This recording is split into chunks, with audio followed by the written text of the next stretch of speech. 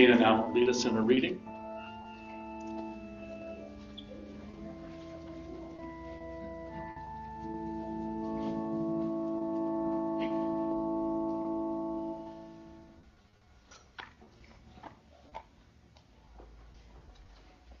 This reading comes from M.J. Kaiser at Enfleshed. Maybe we try something queerer this year, far more strange. Not mere counter resolutions, but odder intentions altogether. Ones that disturb predictable patterns, problematize all the collective routines that keep us in destructive loops year after year. Let's toss out the colonizing life maps of our bodies, lives, and lands, histories, and futures. Choose to wander in weirder directions. Give up the old, tired scripts. Speak in tongues of flesh, squawks and grunts and howl and moans. Ancient animal utterances bubbling up from within. Angry and tired, hopeful and alive. Language unintelligible to all deadening rationality. Yes, it is a peculiar suggestion, but normal is severing us from our humanity. Success is destroying life on the planet. Hustle is running us into the ground. The last thing we need is more winners at this game.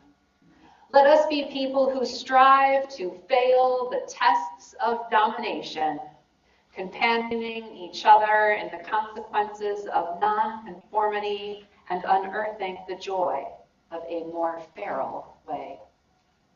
This year, may we trust in the wisdom of the fierce, free, and freaky, too creative to be contained, too bizarre to fit standard molds of exploitation, too unusual to lead us toward the familiar dead ends. Cheers to a year of unhinged dreaming, absurd acts of solidarity and care, and utterly foolish faith in the mysterious love of a wild world that desperately wants us to live. Tomorrow, if you don't know, is Epiphany. It's a day celebrated in a variety of ways in some Christian traditions and marks two occasions. The second being Jesus' baptism and the revelation of the Holy Ghost or Holy Spirit and the sound of God's own voice speaking affirmation. Epiphany's other meaning is also marking the end of the 12 days of Christmas, when the three wise men, also sometimes referred to as the three kings, finally reach the baby Jesus. And while neither of these is particularly of interest to UUs because it's not really our thing, there are always lessons and wisdom to be gleaned from all sources.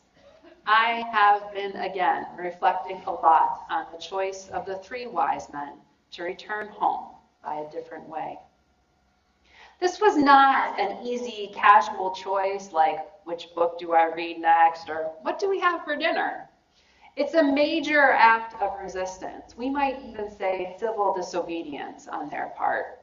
King Herod had solicited them to be his emissaries and was expecting them to return so that he could learn who this newborn was, who would one day be king. They didn't know, but his plan was to have the baby killed. Their decision was not to return to Jerusalem with that information, led Herod to mandate the execution of every male child aged 2 and under in the vicinity of Bethlehem instead, often referred to as the slaughter of the innocents. The wise men knew that their decision would have grave consequences, and still they made a hard decision and did what their consciences told them to do. I keep wondering about the hard choices we have to make, the ones we suspect are coming, and whether we decide to do the hard things we know to be right, to be better, to be true. We have the same feeling in our guts that the wise men had had that something isn't right, even like something deeply dangerous is sitting there on the horizon. When given the opportunity, the option, the choice, which road will we take? Will we choose love? Love is patient, love is kind, wrote Paul to the Corinthians, a community of Christians becoming. This passage is used often in weddings and other events as expressions of personal love. But it was written in the context of a district pastor to a group of people where disunity was starting to form. This is Paul saying, stop treating each other so badly and disrespecting God. And someone followed with, don't make me come out there right now. Instead, he offers them, just follow these 15 easy steps to understanding what love is. Especially when the passage is trimmed down this way, we get this idea that love is something beautiful and generous and soft and endlessly forgiving. The thing is that kind of love can not only be boring and wishy-washy, but it's not the kind of love that actual human people living their lives in this wild world need. Love should be all of these things, but also more. It should call us to be our better selves, to hold us accountable when we mess up, to help us return to covenant, to remind us of the depths of our humanity. Love asks us to choose a different road. And this is how we get to a show I've been hooked on called The Bear, which is streaming on Hulu. The show is set in Chicago in a sandwich shop called The Beef. It's a family business bought by a man who died years ago and passed down to his older son, Mikey, who unfortunately has also now died. Mikey had a crew that became family to each other, which includes both big love and big dysfunction. Mikey's best friend, Richie, has been running the place until the new owner, the younger brother, Carmen, can take over.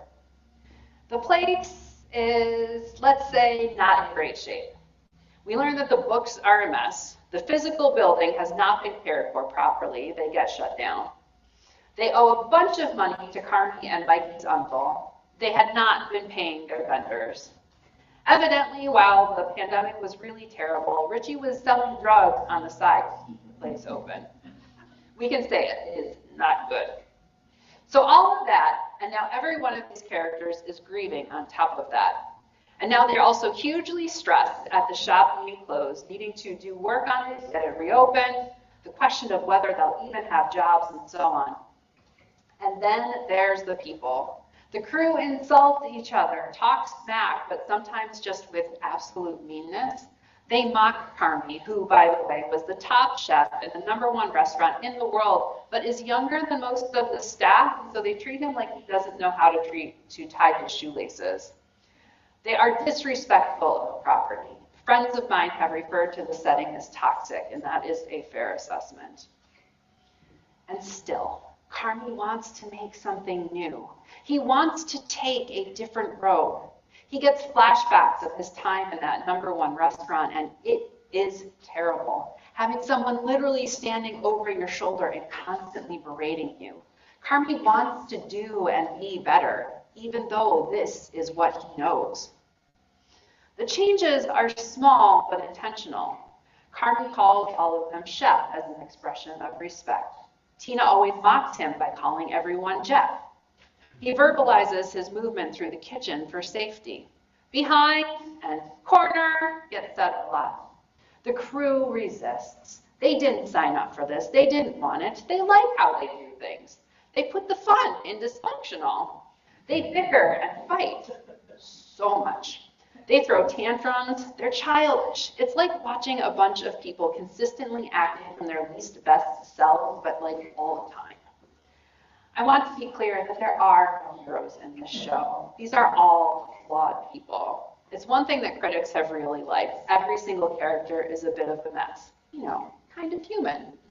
They all have strengths and weaknesses, and we get to see it all. But Carmi persists. He wants to fix the place. That's what he says a number of times. He's going to fix it. like how he couldn't fix his brother, how he couldn't save his brother. But they had had this dream of having a place together someday, and Carmi is still committed to making that dream real, to memorialize his brother. The changes start slow, and not one of those people would say that love is a driving force. Honestly, I'm pretty sure that people think I'm a little unbalanced when I say that love is unfolding in this show, but I promise it's there. Like this one time early on, Carmi decides to make a huge change in the way that they do things. Cindy tells him it is a terrible idea. He does it anyway and puts Cindy in charge of it. As Cindy is explaining what they're going to do to the staff and dealing with their resistance, Carmi just announces he's leaving and will be back later, and he walks out. And when he returns, Cindy calls him on his behavior, saying he's not listening and they need to do things differently. It takes a minute, but Carmi hears her and apologizes for walking out. They begin to talk about what she needs, and Carmi says they'll do better. They are committed to trying to find another way, a different road than the one that they had both traveled on to get here. Another time, Tina messes up a dish she's been working on. Cindy replaces the dish with a fresh one as Tina is cleaning up. She asks Cindy why she would do that. Tina has been mean. Cindy basically replies that they don't have time for games. Tina softens. That is it. They're on the same team. They're supposed to be in this together. They literally can't do it without each other. They have a shared mission, a shared purpose, and Cindy, like Carmi, is trying her best to keep focused on that, even when the crew is behaving so badly at times. What Mikey's staff don't realize is that not only how difficult this can be, but how difficult it can be to resist the treatment that they experienced as they were being trained and not repeating it. And while Sydney is actually really good with people, Carmi's interpersonal skills would rate adequate at best most days. But Carmi begins to win people over with his culinary skills, with his system, which allows them to move better and more safely, with changes that they start making to try to make the whole business more sustainable, his ability to see the bigger picture, and with his care. Despite his shortcomings, Carmi also practices respect a lot, and this is one way he expresses his love. Respect for the other people he works with, respect for the work they do, respect for the process, respect for the place and the tools, respect for the history, respect for the customers and community, respect for the possibilities. And things shift. Tina realizes how much better she's doing in the few months since Carmi arrived. She's faster, smarter, more together in her work. She begins to see possibility for something more, something different. Not because she didn't love what was with Mikey, but because things are different now, and it has given her permission to think and even to dream. She's taking pride in herself and her work. Carmi is operating from a place of seeing a bigger picture than most of the rest of the staff understand. Although many of them act like they're being punished when he asks them to do things, he's actually asking them just to do better, to work at a higher level than they'd become accustomed to, which in turn will make the whole place better. Carmi and Cindy want to make something beautiful. I had read Emergent Strategy by Adrienne Marie Brown not long before I started watching the show and could see her principles and ideas playing out. Brown is a liberation facilitator who draws some of her thoughts from nature. For example, she writes of birds answering their innate call to migrate. There is an art to flocking, staying separate enough not to crowd each other, aligned enough to maintain a shared direction, and cohesive enough to always move towards each other. Her core principles for emergent strategy are: small is good, small is all. The large is a reflection of the small. Change is constant. Be like water. There's always enough time for the right work. There is a conversation in the room that only these people can have at this moment. Find it. Never a failure, always a lesson. Trust the people. If you trust the people, they become trustworthy. Move at the speed of trust. Focus on critical connections more than critical mass. Build the resilience by building the relationships. Less prep, more presence. What you pay attention to grows. We see all of this in the show. The staff continues during this transition from one brother to another, and they are committed to this place. And this makes buy-in possible as they move through the dramatic changes needed. Change is constant. Every last one of these people makes mistakes. They blow up, they talk back, they sabotage each other. But in the end, focus on the business reminds them of why they are there. Never a failure, always a lesson. What you pay attention to grows. People respond better when you come from a place of wanting to be in relationship with them instead of wanting to be in hierarchy or having power over them. Focus on critical connections, build the resilience by building the relationships. Carmi and Sydney trust that the staff they work with have skills. They want to help grow them. Trust the people. Less prep, more presence. Brown writes, emergence shows us that adaptation and evolution depend more upon critical, deep, and authentic connections, a thread that can be tugged for support and resilience, the quality of connection between the nodes in the patterns. Dare I say, love. Undoubtedly, one of the reasons I appreciate emergent strategy so much is because it's the same approach as Alfred North Whitehead's process relational philosophy. That is, that we are all parts of the whole, and the whole moves and changes as we move and change.